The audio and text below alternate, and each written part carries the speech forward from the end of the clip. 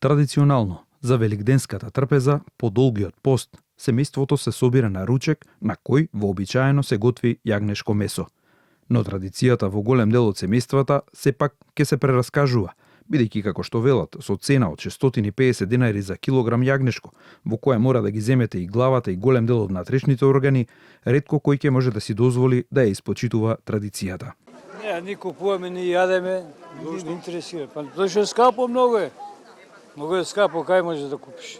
Има нешто поевтино од кило месо. Види, ќе купиме за да седеме со деца, ама тоа е прескапо. Со нашите пензии колку ќе стигнеш? Па беше да кажам пред 2 недели 500 денари го имаше сега здисува.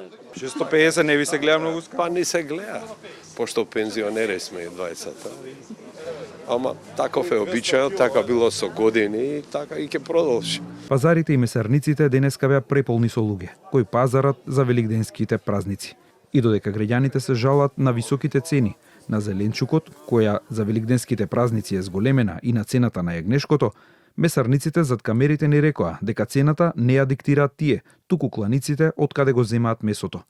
Најголем сепак е револтот кај сточарите, чие јагне во предвеликденскиот шпиц се откупува од 210 до 230 денари за килограм жива мера, а како што велат тие, од јагнето отпад нема повеќе од 20%, бидејќи речиси се користи за продажба и не им е јасно како секоја година во месарниците постојано расте цената, а кај нив откупната цена им ја намалуваат.